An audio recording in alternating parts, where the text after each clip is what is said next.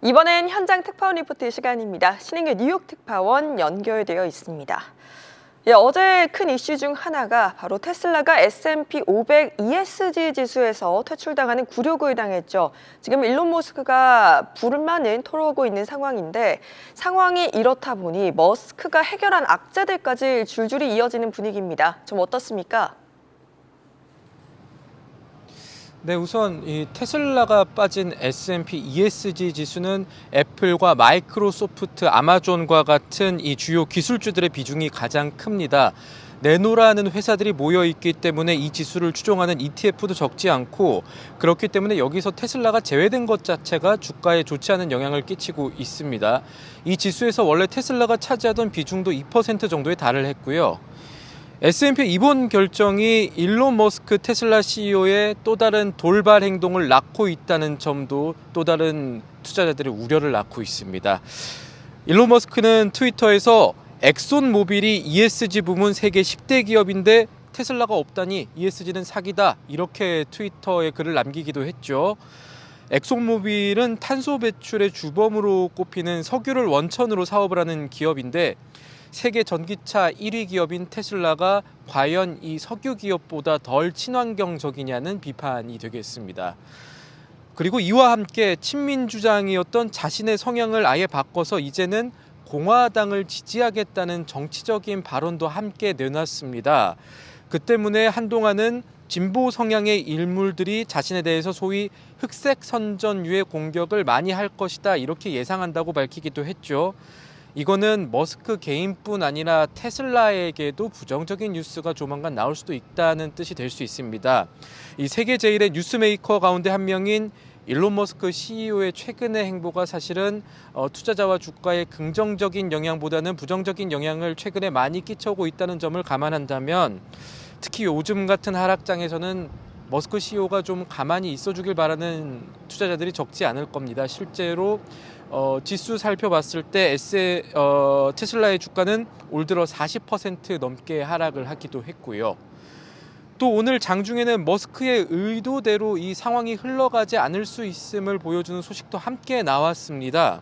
트위터 인수 관련 건인데요. 이 트위터 경영진들이 직원들과의 내부 회의를 통해서 머스크가 제안한 440억 달러 규모의 거래가 계획대로 진행이 되고 있고, 회사는 기존에 합의한 주당 54.2달러의 가격도 그대로 이어나갈 것, 재협상하지 않을 것이라는 입장을 밝혔다고 합니다. 블룸버그발 소식이죠. 앞서서 머스크가 트위터 안에 이 악성 계정을 빌미로 협상을 좀 보류하겠다, 이렇게 한 것에 대한 공식적인 반발로 해석을 할 수가 있습니다. 월가에서는 이 머스크가 그동안 협상을 보류하겠다, 이렇게 공개적으로 말한 배경이 사실은 트위터 인수가를 좀 낮추기 위한 작업 아니겠냐라는 해석이 있었는데, 이것도 여의치 않은 상황이라고 볼 수가 있겠습니다. 네, 다음 주 살펴봐야 할 중요 일정들과 내용 어떤 게 있을까요? 다음 주에 가장 중요한 것 가운데 하나는 역시 수요일에 발표될 5월의 FOMC 회의록이 되겠습니다.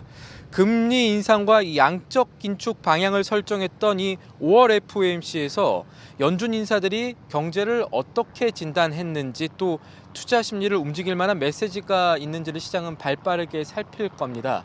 사실은 최근에 시장이 떨어질 만한 이유를 찾고 있는 상황이다, 이런 이야기들이 월가에서 나오고 있는 상황을 감안하면, 불안해한 이유를 스스로 만드는 듯한 모습이다, 이런 이야기들이 나오는 상황임을 감안하면 회의록 공개와 함께 또 한 번 시장이 출렁일 수도 있지 않겠나 하는 우려가 아직 남아있다는 점은 살펴보셔야겠고요.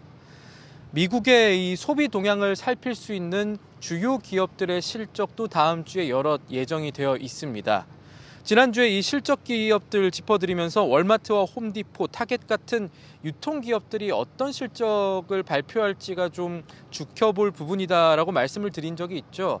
실제 이들 기업의 실적과 전망이 불러일으킨 인플레 공포가 이번 주에 장을 하락시킨 큰 요인 가운데 하나였는데, 이번 주를 넘어서 다음 주에는 베스트바이와 메이시스, 윌리엄 소노마와 같이 사치품에 가까운 제품들을, 상대적으로 사치품에 가까운 제품을 파는 소비재 섹터의 기업과 또 미국의 다이소와 같은 곳이라고 볼 수 있는 달러트리라든지 달러제너럴, 이런 저가 중심 유통기업의 실적이 어떻게 나올지도 주목해 보아야 할 상황입니다. 그리고 국내 투자자들이 관심을 많이 갖고 있는 반도체 기업 엔비디아도 다음 주 수요일에 실적을 발표합니다.